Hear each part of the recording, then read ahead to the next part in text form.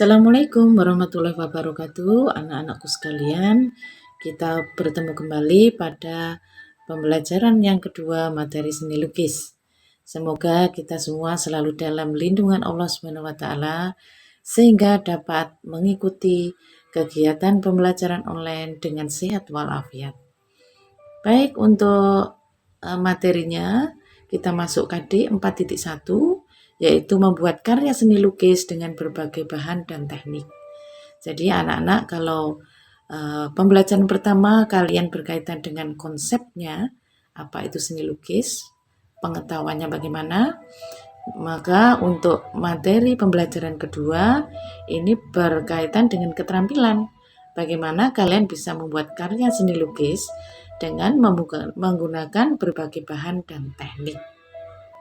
Ya, baik, untuk tayangan pertama ini ada beberapa foto ya dari kakak kelasmu yang sudah pernah berkarya seni lukis, sudah mendapatkan materi seni lukis dengan menggunakan media kanvas dan akrilik. Semoga nanti untuk kalian juga bisa membuat karya yang bagus dan inovatif pada pembelajaran berkarya seni lukis. Baik, untuk materi berikutnya yaitu prosedur berkarya seni lukis. Ada 5 ya, ada 5 tahapannya. Yang pertama, membentuk gagasan kreatif dengan cara melihat objek secara langsung atau mengunjungi pentas seni. 2, membuat sketsa. 3, memilih bahan dan alat melukis. 4, pemilihan teknik berkarya. 5, tahapan melukis. Ini langkah-langkah yang harus kalian cermati. Jadi langkah yang pertama tadi, menentukan gagasan atau ide. Dikatakan ide merupakan pokok isi yang dibicarakan oleh perupa melalui karya-karyanya. Ide atau pokok isi merupakan sesuatu yang hendak diketengahkan. Ini ya. Kemudian ide itu apa? Untuk mengembangkan ide atau gagasan kreatif bisa kita dapatkan dari apa yang kita lihat di sekitar kita. Misal, mengembangkan imajinasi diri kita dan pengalaman orang lain. Kemudian melihat objek secara langsung, misal pemandangan di pantai, di pasar, pegunungan, dan sebagainya. 3, melihat dari buku, majalah, internet, dokumen lain tentang lukisan. Nah, ini contoh ide ketika melihat alam. Ya, misalnya dengan melihat alam itu menjadi satu ide tersendiri sehingga muncullah lukisan landscape seperti berikut. Muncullah lukisan dengan objek pemandangan alam. Ini ya. Jadi ide tadi yang dituangkan menjadi bentuk lukisan dari melihat alam. Ide yang lain adalah ide dari pengalaman pribadi. Ide dari pengalaman pribadi biasanya menjadi lukisan reflektif. Contohnya di sini adalah lukisan Avandi yang berjudul Potret Diri. Nah, ini dari pengalaman pribadi yang dituangkan dalam bentuk lukisan. Dan beberapa ide yang lain nanti bisa dikembangkan. Ini dua contoh ya, penuangan ide dalam bentuk lukisan. Langkah yang kedua yaitu membuat sketsa. Apa pengertian sketsa? Sketsa adalah sketch. Secara umum dikenal sebagai bagan atau rencana bagi sebuah lukisan. Dalam pengertian ini, sketsa lebih merupakan gambar kasar, bersifat sementara, baik di atas kertas maupun di atas kanvas, dengan tujuan untuk dikerjakan lebih lanjut sebagai lukisan. Jadi sebagai langkah awal tadi ya. Jadi membuat rancangan gambar, rencana bagi sebuah lukisan. Kemudian ada elemen yang paling dominan dalam sebuah sketsa, yaitu garis. Ya, sesuatu yang bersifat linier, menghubungkan bagian per bagian atau membentuk sebuah kenyataan. Garis menjadi penting karena kesederhanaan pengaplikasiannya. Ya, jadi yang utama dari sebuah sketsa adalah. Nah, ini contoh sketsa dari karya Harjiansah, seorang sketsa dari Indonesia. Jadi garis-garis yang merupakan rancangan dari suatu lukisan. Meskipun bisa dikatakan juga ada yang sketsa itu dianggap lukisan yang sudah selesai. Perhatikan di sini tebal tipisnya kelihatan. Ya, ini mewakili dari apa yang hendak nanti disampaikan lewat warna atau media yang lain. Baik, itu tadi contoh dari sketsa karya Harjiansah. Berikutnya bagaimana kita bisa membuat sketsa dengan baik. Jadi ada aturan dalam sketsa antara lain sebagai berikut. 1. Sketsa mengutamakan spontanitas. Jika ada garis yang salah, tidak perlu dihapus. Usahakan membuat garis yang tegas, jangan terputus-putus. Yang ketiga, tebal dan tipisnya garis harus sudah dapat menentukan gelap terang objek. Yang keempat, jangan takut membuat garis ke bidang gambar, karena akan berpengaruh pada hasil. Berikutnya, yang ketiga, menentukan bahan dan alat lukis. Jadi ini alat lukis, ada krayon dan oil pastel dan hasil gambarnya. Jadi hasil gambar atau lukisan dengan media krayon atau pastel juga tidak kalah bagus dengan media yang lain. Tergantung bagaimana kita menerapkan dengan benar alat lukis tersebut. Ya, jika betul penggunaannya maka hasilnya juga akan maksimal. Media berikutnya cat minyak. Ya, di sini kebetulan ada beberapa koleksi dari Bu Erlin yang menggunakan cat minyak. Tentunya nanti menggunakan teknik tebal. Berikutnya, media cat air watercolor. Jadi di sini menggunakan teknik transparan atau akuarel. Hasil lukisannya seperti ini. Jadi warnanya lebih soft dan kemudian kesan air atau transparannya kelihatan. Berikutnya menggunakan cat akrilik atau cat poster. Jadi media basah. Jenis akrilik adalah jenis cat air yang mudah mengering sehingga banyak digunakan untuk pembelajaran di sekolah. Ya, hasilnya menggunakan teknik tebal seperti halnya cat minyak. Nah, ini sekarang yang lebih banyak digunakan. Ini ada karya kakak kelasmu yang muncul di sini, ya. Jadi tekniknya teknik tebal atau opak atau plakat. Berikutnya cat poster dan cat akrilik. Nah, ini bentuk kalau cat poster biasanya seperti ini. Cat akrilik pun ada yang modelnya menggunakan tube seperti ini. Nah, ini hasil karya kakak kelasmu, Bu Erlin pasang di sini menggunakan media tampah atau tempeh. Tidak kalah cantik dengan menggunakan media kanvas atau kertas. Ya, sekali lagi tinggal nanti inovasi dan kreativitasnya. Sehingga nilai ekspresinya akan muncul dengan maksimal di situ.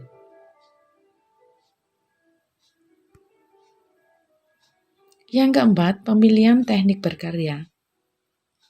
A. Teknik kering.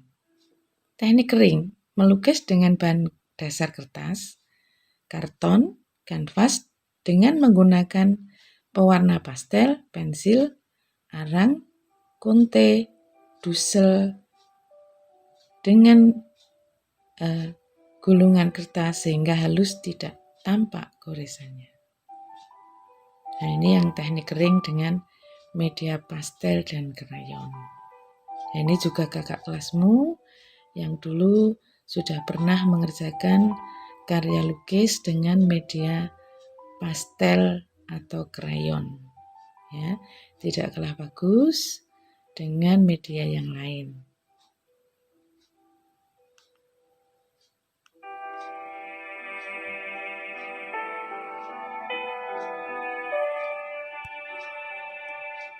Berikutnya, teknik basah.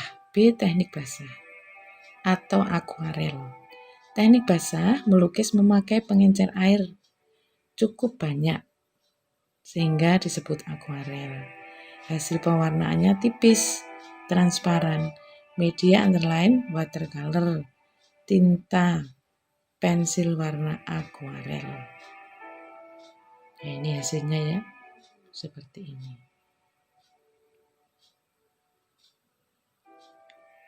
Berikutnya teknik basah dengan metode atau teknik plakat.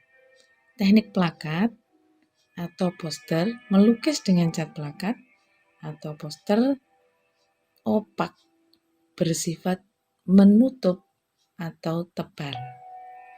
Ya, jadi tekniknya walaupun cat air tapi digunakan secara teknik tebal, bukan transparan. Ini antara lain yang menggunakan media cat poster dan akrilik tadi. Berikutnya tahapan melukis dengan berbagai media. Ini contoh beberapa karya lukis bagaimana tahapan-tahapannya sehingga menjadi lukisan yang selesai.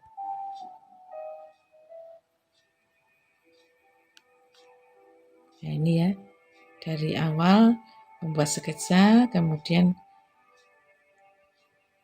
berproses secara global, kemudian membuat detailnya, membuat backgroundnya, dan penyelesaian akhir.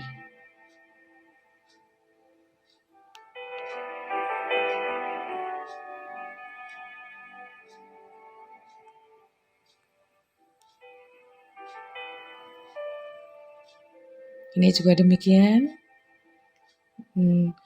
Teknik kering, ini yang menggunakan media pensil warna. Dari sketsa kemudian diselesaikan bertahap, ya, secara garis besar, kemudian dibuat detailnya sampai pada akhir penyelesaian akhir dengan menyempurnakan lukisan tersebut.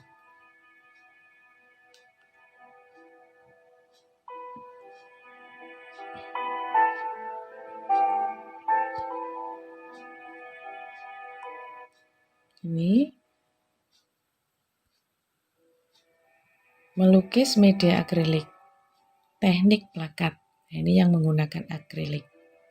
Ini dilukis backgroundnya terlebih dahulu, setelah sketsa ya, diwarna dengan backgroundnya terlebih dahulu, kemudian berproses pada objek di depannya secara garis besar, kemudian didetailkan,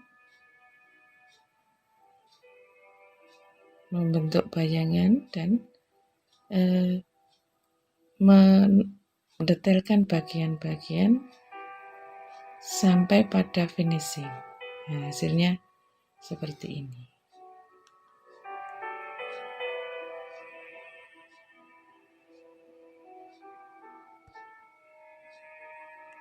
Berikutnya, ini melukis dengan media campuran, ya, menggunakan pensil warna dan kertas emas atau kertas krep, ya. Ini sketsa dengan memberikan goresan awal, kemudian tahapan berikutnya mulai memperjelas objek, membentuk detail, dan finishing untuk hasil akhir.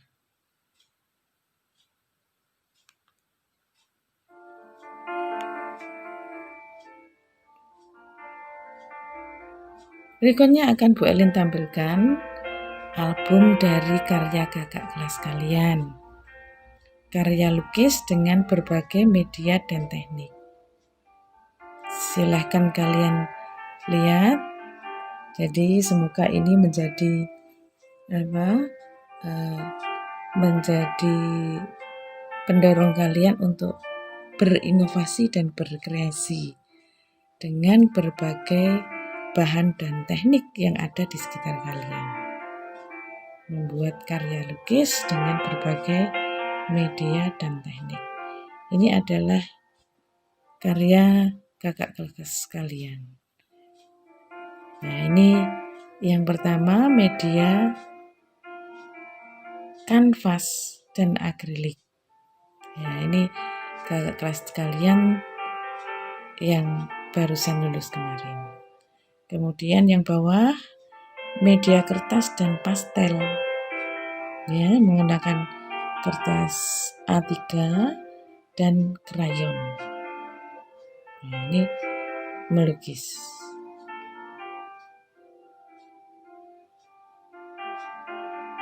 Nah, berikutnya ini yang menggunakan media tempeh dan cat akrilik.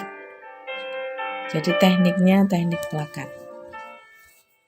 Ya, bisa kalian lihat karya-karya yang cukup inovatif dan dengan bangga mereka menampilkannya pada potret kali ini. Ya, silakan kalau kalian ingin menggunakan tempeh juga boleh, ya. Tidak kalah bagus dengan media yang lain. Berikutnya ini media biji-bijian, ya. Jadi bisa juga menggunakan teknik kolase. Ya, ini salah satu teknik juga yang tadi belum tersebutkan, ya, dengan menggunakan biji-bijian atau media yang lain, ya. Jadi gambar bunga, kemudian gambar wanita dengan payung, kemudian ada yang menggunakan pelepah pisang pada gambar kupu-kupu. Ini karya yang inovatif dalam berkarya lukis dengan berbagai media dan teknik. Tekniknya teknik kolase.